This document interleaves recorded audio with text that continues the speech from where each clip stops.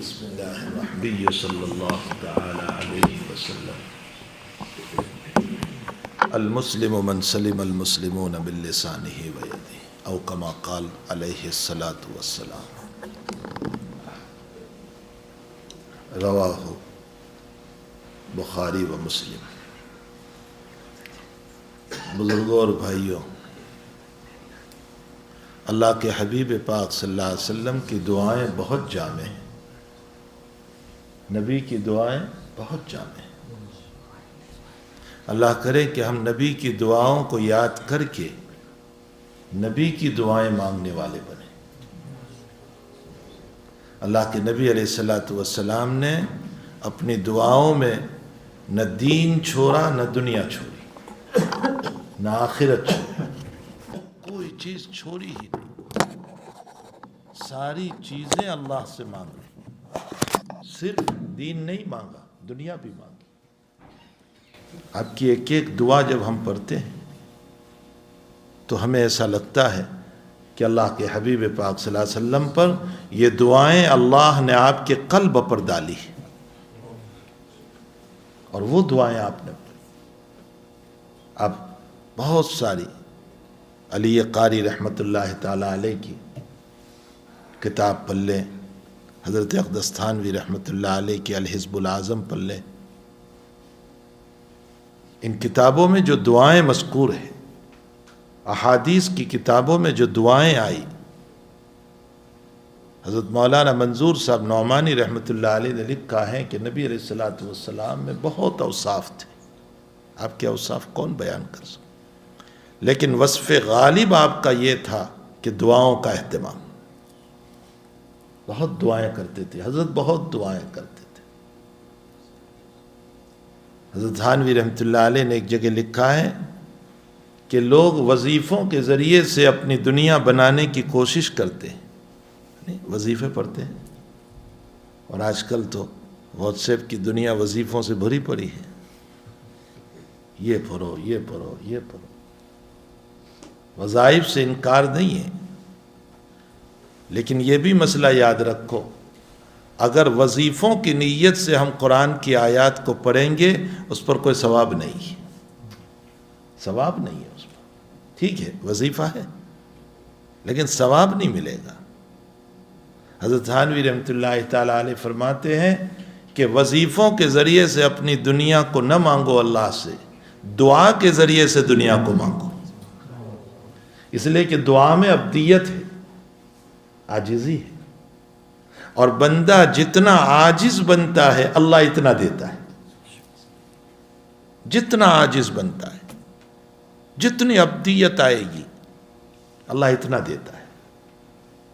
حضرت نے ایک واقعہ لکھا ہے کہ آپ نے نام سنا ہوگا، جو ایشیا سے انڈیا پاکستان سے جو لوگ آئے ہوئے ہیں، اکبر بادشاہ کا نام، بہت بڑا بادشاہ گزرا ہے، تو وہ ایک مرتبہ شکار کرتے ہوئے کہیں چلا گیا اور اس کے راستہ بھول گیا، اور کوئی کھیت میں کوئی آدمی ملا جو وہیں رہتا تھا فارم میں، وہ نہیں جانتا تھا کہ یہ بادشاہ ہے، اس نے بہت خاطر تواضع کی، مہمان نوازی کی۔ جاتے جاتے بادشاہ نے بتایا میں اکبر ہوں، تو اب وہ ایک دم سے اور ایک کوئی کاغذ دیا اور کہا جب بھی کوئی ضرورت پڑے تو میرے پاس آ جانا، اور یہ دروازے پر بتا دینا، جیسے آج کل گورنمنٹ کا کارڈ دے دیا جاتا ہے نا کہ بھئی یہ بتا دینا۔ اب اس کو کوئی ضرورت پڑی، وہ گیا تو دربان کو بتایا وہ کارڈ، تو کہا کہ یہ تو بہت بڑا کوئی آدمی لگتا ہے، جاؤ اندر جاؤ۔ اندر گیا تو اکبر بادشاہ کو دیکھا کہ نماز پڑھ رہا ہے، وہ سجدے کر رہا ہے، اور وہ تھا غیر مسلم، جو آیا ہوا تھا وہ غیر مسلم تھا۔ پھر اکبر نے ہاتھ اٹھا کر نماز کے بعد دعا کی، اور یہ دیکھتا رہا، یہ اپنی ضرورت کے لیے گیا تھا۔ اس نے کہا میری ضرورت بعد میں، پہلے یہ بتاؤ یہ سجدہ یہ کس سے تو مانگ رہا تھا؟ کہا میرے اللہ سے۔ تو اس نان مسلم نے یوں کہا کہ جب تو بادشاہ ہو کر اسی سے مانگ رہا ہے تو میں کیوں نہ مانگوں اس سے، میں اس سے کیوں نہ مانگوں۔ علامہ رومی رحمۃ اللہ علیہ نے لکھا ہے کہ ایک آدمی ساری زندگی صنم صنم صنم، صنم کا معنی بت، یا صنم یا صنم یا صنم، کرتا رہا. ایک مرتبہ اجلت اور جلی میں صنم کے بجائے صمد نکل گیا، یا صمد. تو اللہ کی طرف سے آواز آئی، لبیک یا عبدی، اے میرے بندے میں حاضر ہوں، مانگ تو کیا مانگنا چاہتا ہے. اللہ تو وہ ہے.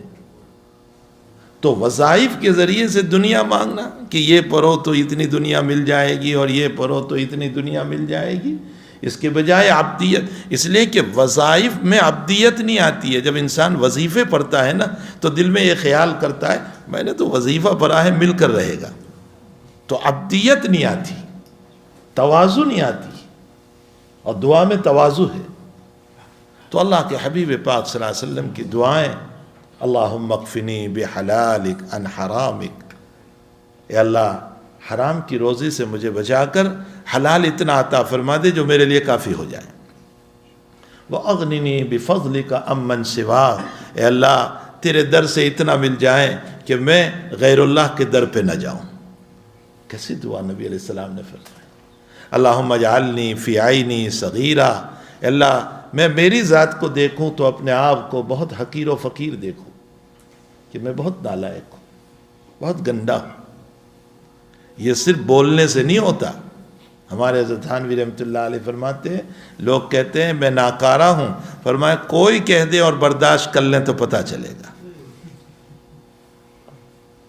بولنا تو بہت آسان ہے، میں ناکارہ ہوں، میں عاجز ہوں، میں تو ایسا ہوں، میں تو گندا ہوں. لیکن کوئی آپ کو کہہ دے کہ آپ ناکارہ ہیں اور برداشت کر لیں تو حقیقی تواضع کا پتہ چلتا ہے. تو بہرحال فرمایا اللہم اجعل فی عینی صغیرہ، اللہ میری نظروں میں مجھے چھوٹا بنا دے. وفی اعین الناس کبیرہ، اور لوگوں کی نگاہوں میں مجھے باعزت بنا دے، لوگ میری عزت کرنے والے بنے. کیسے کیسے؟ اللہم اصلح لی دینی التی ہی عصمت امری. یہ دعا جب میں پڑھتا ہوں نا رونگٹے کھڑے ہو جائیں. اے اللہ میرے دین کی عصمت، میرے دین کی اصلاح فرمانا، میرے دین کو صحیح سالم رکھنا، اس لیے کہ وہ میری عزت کی حفاظت کا ذریعہ ہے. عصمت امری. وَأَصْلِحْ الدُّنْيَا الَّتِي فِيهَا مَعَاشِي، اللہ میری دنیا کو بھی اچھی رکھنا، اس میں میری دنیا کی زندگی ہے، اس کو بگاڑ نہ دینا ورنہ میں ذلیل ہو جاؤں گا، لوگوں سے ہاتھ پھیلانا پڑے گا، لوگوں سے مانگنا پڑے گا، لوگ میری بے عزتی کریں گے. میری دنیا اچھی رکھنا میرا معاش ہے، میری زندگی ہے اس میں. اور آگے فرمایا وَأَصْلِحْ لِي الْآخِرَةَ الَّتِي فِيهَا مَعَادِي، اللہ میری آخرت بھی اچھی رکھنا، اس لیے کہ اس میں مجھے تیرے پاس آنا ہے. میں کیا جواب دوں گا؟ تیرے سامنے حاضر ہونا ہے، میں کیا جواب دوں گا تیرے سامنے حاضر ہو کر؟ وَجْعَلِ الدُّنْيَا زِيَارَةً لِّي فِيهَا خَيْرٌ، فرمایا اے اللہ میری دنیا کو بہتر بنا دے جو خیر کے اعتبار سے. وَجْعَلِ الْمَوْتَ رَاحَةً لِّي مِن كُلِّ شَرٍ، اور اللہ میری موت کو راحت کا ذریعہ بنا دے تمام شرور سے. کیسے شرور؟ مرنے کے بعد کوئی برائی نہ کرے، قبر میں جانے کے بعد تیری پکڑ نہ ہو جائے، ملائکہ کی طرف سے جو ہے پکڑ نہ ہو جائے. کیسی دعا جامع، اس میں دین بھی ہے، دنیا بھی ہے، ساری چیزوں کو نبی اکرم صلی اللہ علیہ وسلم نے مانگا. اللہم اجعلنی عندک ولیجہ. ولیجہ کس کو بولتے ہیں؟ ولیجہ گھر کا بھیدی، رازدار، جو بالکل ساتھ رہنے والا. اے اللہ مجھے تیرا رازدار بنا لے. اے ہائے کیسی دعا، یعنی ایسا رازدار بنا لے کہ اللہ تو میرے قلب پر الہام کرنے والا ہو. رازدار تو یہی ہوگا. ولیجہ، اللہم اجعلنی عندک ولیجہ، اللہ مجھے تیرا رازدار بنا لے، مجھے بالکل تیرے قریب کر دے. وجعلنی عندک زلفیٰ، اور اللہ تو مجھے اپنا مقرب بنا لے. دنیا والے کسی ایم پی کے مقرب ہوتے ہیں تو پھولے نہیں سماتے، کہتے پھرتے ہیں میرا بڑا تعلق ہے، کام ہو تو ہم کو بول دینا، ایم پی سے ہمارا تعلق، کچھ کام ہو ہمیں بتا دینا. اللہ کہتے ہیں کہ میرے مقرب بن، نبی کہتے ہیں اللہ کے مقرب بننے کی دعا کرو. وجعلنی عندک وحسن مآب، اور میرا انجام اچھا بنا. ایک دعا ہے بڑی جامع، بہت جامع، نبی اکرم صلی اللہ علیہ وسلم نے وضو کے بعد پڑھی، ویسے وضو کے بعد اشہد ان لا الہ الا اللہ بھی پڑھا، اللہم اجعلنی من التوابین واجعلنی من المتطہرین بھی پڑھا۔ اور ایک دعا اور ہے، ہماری توجہ نہیں اس دعا کی، اللہم اغفر لی ذنبی ووسع لی داری وبارک لی رزقی۔ اس دعا کو اگر کھولا جائے، یہ چھوٹی سی دعا جو وضو کے بعد نبی علیہ السلام نے پڑھی ہے، اگر اس دعا کو کھولا جائے تو شاید طویل وقت لگ جائے۔ پہلے تو نبی کہہ رہے کہ اللہ میرے گناہوں کو معاف فرما، تیرے علاوہ کوئی نہیں ہے۔ اتنا بڑا نبی اللہ کے دربار میں حاضر ہو کر معافی مانگ رہا ہے، اے اللہ میرے گناہوں کو، امت کو تعلیم دے رہے ہیں کہ نبی کا کوئی گناہ نہیں پھر بھی وہ معافی مانگ رہا ہے، ہمیں تو رات دن معافی مانگنا چاہیے۔ اللہم اغفر لی ذنبی، اے اللہ تو میرے گناہوں کو معاف فرما، ووسع لی داری، اور میرے مکان کو وسیع بنا دے۔ مکان کو وسیع بنانے کا مطلب یہ نہیں ہے کہ بہت لمبا چوڑا پلاٹ لے کر کے مکان بنائے، بہت بڑا پلاٹ لے لیا اور اس کے اندر آدھے ایکڑ کی زمین لے لیا اور اس میں مکان بنا رہے ہیں۔ ووسع لی داری کا یہ مطلب نہیں ہے، میرے گھر میں سکون عطا فرما۔ سکون بہت بڑی چیز ہے۔ جب سکون ہوتا ہے تو جھونپڑے میں ہم جاتے ہیں تو بھی اچھا لگتا ہے، اور جب سکون نہیں ہوتا ہے تو بڑے سے بڑے بنگلے میں ہم جاتے ہیں تو بھی اچھا نہیں لگتا۔ ووسع لی داری کا معنی وسعت مکان نہیں، مکان کا سکون ہے۔ جب مکان میں سکون ہوتا ہے تو چھوٹا سا مکان بھی جو ہے ہمیں اچھا لگتا ہے، اور جب سکون نہیں ہوتا، اور سکون کیسے آئے گا؟ علامہ عثمانی رحمۃ اللہ علیہ نے بہت پیارا جملہ فرمایا۔ علامہ شبیر احمد عثمانی رحمۃ اللہ علیہ فرماتے ہیں، میاں بیوی ایک ہو اور نیک ہو، جملہ یاد رکھنا۔ حضرت نے فرمایا میاں بیوی ایک ہو اور نیک ہو، جب یہ دو صفت ہوتی ہیں تو پھر اس گھر میں سکون آتا ہے، ایک بھی ہو اور نیک بھی ہو۔ نیکی کی برکات ہے۔ جس گھر میں نمازوں کی پابندی ہے، آپ اس گھر میں جا کر کے دیکھ لیں، آپ کو روشنی سی نظر آتی ہے، اور جن گھروں میں نماز نہیں، آپ بڑے سے بڑے مکان میں چلے جائیں، آپ کو روشنی سی نظر نہیں آئے گی۔ یہ تو ہم نالائقوں کا حال ہے، اہل اللہ کا حال تو یہ ہے۔ ہمارے مفتی محمود حسن گنگوہی نور اللہ مرقدہ ایک مکان پر کوئی آپ کو لے گیا، 5 منٹ کے بعد آپ نے فرمایا بھئی یہاں سے واپس چلو، اور باہر جانے کے بعد اپنے مخصوص خادم سے فرمایا مجھے مکان سے زنا کی بو آ رہی تھی۔ اہل اللہ کا یہ حال ہوتا ہے، ان کے دلوں پر اللہ کھولتا ہے۔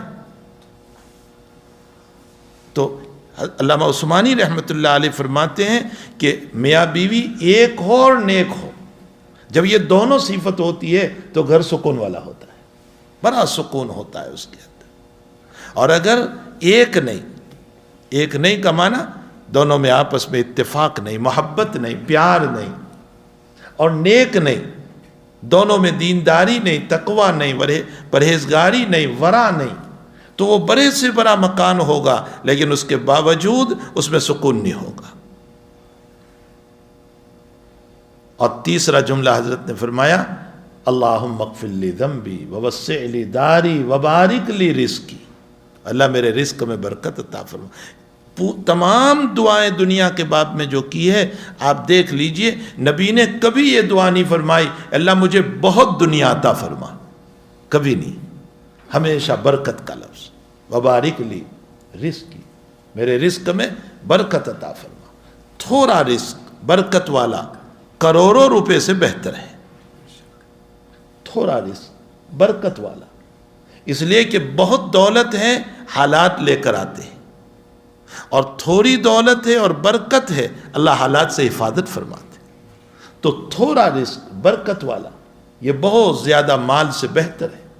اور یہ مسئلہ یاد رکھیں کہ لوگوں کا یہ خیال ہے کہ بہت مال سے میری ترقی ہوتی ہے، بہت غلط سوچ ہے، بہت غلط سوچ ہے، بہت غلط سوچ ہے۔ علماء نے لکھا ہے کہ آپ دیکھ لیں، آپ پیسوں کے ذریعے سے اپنے مکان کو کول تو بنا سکتے ہیں، ٹھنڈا کر سکتے ہیں، اے سی چالو کر دیں آپ، کول تو ہو سکتا ہے، ٹھنڈا ہو سکتا ہے، لیکن دل میں سکون نہیں آ سکتا۔ 2 اے سی چلا دو، پورا روم ٹھنڈا ہو جائے گا، لیکن پھر بھی رات میں نیند نہیں آئے گی۔ کیوں؟ دل میں سکون نہیں ہے، دل بے چین ہے، دل پریشان حال ہے۔ ہم اپنے پیسوں کے ذریعے سے اچھی غذا خرید سکتے، اچھی سے اچھی دوا خرید سکتے، لیکن شفا نہیں مل سکتی۔ شفا اللہ کے ہاتھ میں، اللہ ہی دیتا ہے۔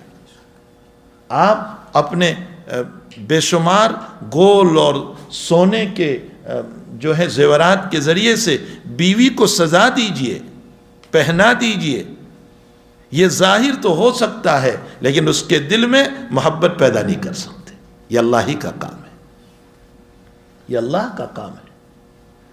اور وہ عورت کتنی ہی بن سور کر کے کیوں نہ رہے، سب کچھ ہو سکتا ہے، لیکن شوہر کے دل میں اپنی محبت اور عظمت پیدا نہیں کر سکتی اگر محبت کا مسئلہ نہیں ہے۔ ہم اپنی اولاد کو بہت مال کی بنیاد پر گاڑی تو خرید دے سکتے ہیں کہ اچھی سے اچھی گاڑی خرید کر کے اپنے بچے کو دے دی، لیکن باپ کی عظمت پیدا نہیں کر سکتے۔ بلکہ آج کل تو حال یہ ہے کہ گاڑی خرید کر دینے کے باوجود بھی بیٹا کہتا ہے تو نے کیا دیا مجھ کو؟ آج تو حالات یہ ہو چکے کہ کیا دیا تو نے مجھ کو؟ وہ دیکھتا ہے دوسروں کو، کمپیئر کرتا ہے، وہ یہ نہیں دیکھتا کہ اس کی روزی حرام کی ہے اس کے باپ کی اور میرے باپ کی حلال کی، اور حلال روزی پر اتنا ہی مل سکتا ہے، وہ حرام روزی پر زیادہ ملتا ہے۔ تو میرے بھائیو، دولت یہ ظاہراً تو ہے، لیکن دلوں کے طمانینت اور سکون کا ذریعہ نہیں ہو سکتی ہے۔ تھوڑی دولت ہو لیکن برکت والی ہو، اس کے اندر بہت فائدے ہیں۔ اس لیے نبی اکرم صلی اللہ تعالیٰ علیہ وسلم وضو کے بعد یہ دعا فرماتے تھے۔ ہمارے حضرت شاہ ابرار الحق صاحب ہردوئی رحمۃ اللہ تعالیٰ علیہ، جو حضرت تھانوی کے آخری خلیفہ تھے، حضرت کو ہم نے دیکھا، ان کی مجلس میں حاضری ہوئی۔ حضرت فرمایا کرتے تھے جو پابندی سے وضو کے بعد یہ دعا پڑھے گا، اگر وہ بے مکان ہے اللہ مکان عطا فرما دیں گے، اس لیے کہ نبی کی دعا ہے۔ ووسع لی داری وبارک لی رزقی، یہ نبی کی دعا ہے۔ اگر مکان نہیں ہے اللہ مکان عطا کرے گا، روزی کے دروازے بند ہیں اللہ کھول دے گا۔ تو بھئی دعاؤں سے ہم کیوں نہ مانگے اللہ کے پاس، جو نبی کی دعائیں۔ حضور پاک صلی اللہ علیہ وسلم کی ایک دعا جب 2 سجدوں کے بیچ میں بیٹھتے تھے، امام کے ساتھ پڑھتے ہیں تب تو موقع نہیں ملتا، اگر موقع ملے تو تب بھی پڑھ لو۔ اللہم اغفر لی ذنبی، اللہم اغفر لی وعافنی واہدنی وارزقنی، اور بعض روایتوں کے اندر ہے اللہم اغفر لی وعافنی واہدنی وارزقنی۔ یہ دعا ہے۔ علماء نے لکھا ہے کہ جو اس دعا پر 2 سجدوں کے بیچ میں پابندی کرے گا اللہ رزق حلال کے دروازے کھول دے گا اس کے۔ دعاؤں سے اللہ کے سامنے ہم مانگنے والے بنے۔ یہ وہ دعائیں ہیں جو جناب رسول اللہ صلی اللہ علیہ وسلم نے امت کو سکھائی ہے، اور ان دعاؤں کے اندر جو ہے نبی نے دین بھی مانگا، دنیا بھی مانگا، آخرت بھی مانگی، اولاد بھی مانگی، اچھی بیوی بھی مانگی، صالح بیوی بھی مانگی، ساری چیزوں کو مانگ لیا ہے۔ تو ہمیں اپنے آقا صلی اللہ تعالیٰ علیہ وسلم کی ان دعاؤں کو یاد کرنا چاہیے۔ الحزب العظم ہے، اس کے علاوہ بہت ساری کتابیں ہیں جس کے اندر حضور پاک صلی اللہ علیہ وسلم کی دعائیں منقول ہیں۔ میں نے حدیث تو پڑھی تھی المسلم من سلم المسلمون من لسانہ و یدہ، انشاءاللہ دوسری مجلس میں اس پر کچھ باتیں عرض کروں گا۔ یہ تو دعا پر بات چل پڑی تو میں نے اسی پر کچھ باتیں کہہ دی۔ حدیث شریف کا ترجمہ یہ ہے، کامل مسلمان وہ ہے، مسلمان کہلانے کے لائق وہ انسان ہے جس کی زبان اور اس کے ہاتھ سے کسی کو تکلیف نہ پہنچے۔ یہ ہے مسلمان۔ مسلمان وہ نہیں ہے جو ستانے والا ہو، مسلمان وہ نہیں ہے جو غیبت اور برائیاں کرنے والا ہو، مسلمان وہ نہیں ہے جو کسی کی عزت لوٹنے والا ہو، وہ مسلمان نہیں ہے۔ اس زبان اور ہاتھ سے میرا ذہن میں علامہ ذہبی نے ایک واقعہ نقل کیا ہے، وہ یاد آ گیا۔ امام بخاری کے اساتذہ میں ہے عبداللہ ابن مسلمہ قعنبی رحمۃ اللہ علیہ، امام بخاری کے استاذ ہیں۔ امام شعبۃ بن الحجاج رحمۃ اللہ علیہ کا جب درس ہوتا تھا حدیث کا، شعبۃ بن الحجاج امیر المؤمنین فی الحدیث تھے، جب ان کا درس ہوتا تھا تو عبداللہ ابن مسلمہ وہاں سے قریب سے گزرتے تھے تو بڑی گھٹیا نظر سے شعبہ کو دیکھتے تھے۔ ہوتا ہے بعض لوگوں کو علم ہضم نہیں ہوتا یا عالم ہضم نہیں ہوتا، ایسا ہوتا ہے، بعض کو علم ہضم نہیں ہوتا یا عالم ہضم نہیں ہوتا، تو بہت گھٹیا نظر سے۔ ایک مرتبہ شعبۃ بن الحجاج رحمۃ اللہ تعالیٰ علیہ گھوڑے پر سوار ہو کر، اس زمانے میں تو یہ گاڑیاں تو تھی نہیں، تو گھوڑے پر سوار ہو کر حضرت سبق پر آ کر کے نکلے تو عبداللہ ابن مسلمہ راستے میں کھڑے ہو گئے اور گھوڑے کی لگام پکڑ لی اور پکڑ کر کے کہا مجھے یہی حدیث سنا تبھی چھوڑوں گا ورنہ نہیں چھوڑوں گا۔ امام شعبہ نے فرمایا کہ یہ حدیث بیان کرنے کا موقع نہیں ہے، آپ کو اگر حدیث سننا ہے تو درس میں آؤ، کلام رسول کی عظمت ہے، کانے میں چھوڑوں گا نہیں، یہی میں سنوں گا تم سے۔ تو امام شعبۃ بن الحجاج نے حدیث سنائی، اذا فاتق الحیا فافعل ما شئت، جب حیا فوت ہو جائیں تو جو چاہے کرو۔ حضور پاک صلی اللہ علیہ وسلم کا فرمان ہے جب انسان میں حیا ہی نہ رہے تو پھر جو چاہے کرو۔ اسی وقت آپ کے دل پر اثر پڑا، عبداللہ ابن مسلمہ کے قلب پر، کہ میں اتنا بے حیا بن گیا کہ نبی کی زبان پر مجھے یہ کہا جا رہا ہے کہ جو چاہے کر لے۔ اب بس آپ کی تربیت کا وقت آ چکا تھا، آپ نے امام شعبۃ بن الحجاج سے علم حدیث کو حاصل کیا اور زمانے کے بڑے بڑے محدثین سے علوم پڑھے، امام بخاری کے استاذ بنے، امام بخاری رحمۃ اللہ علیہ ان سے روایت لے رہے ہیں۔ تو میرے بھائیوں، المسلم من سلم، کامل مسلمان وہ ہے جس کی زبان اور ہاتھ سے کسی کو ایذا نہ پہنچے، تکلیف نہ پہنچے۔ اللہ میری اور آپ کی ان شرارتوں سے، اس گندی زندگی سے اللہ ہم سب کی حفاظت فرمائے۔ وصلی اللہ علی نبینا محمد وآلہ وصحبہ اجمعین۔ سبحان اللہ وبحمدہ، سبحانک اللہم وبحمدک، نشہد ان لا الہ الا انت، نستغفرک ونتوب الیک۔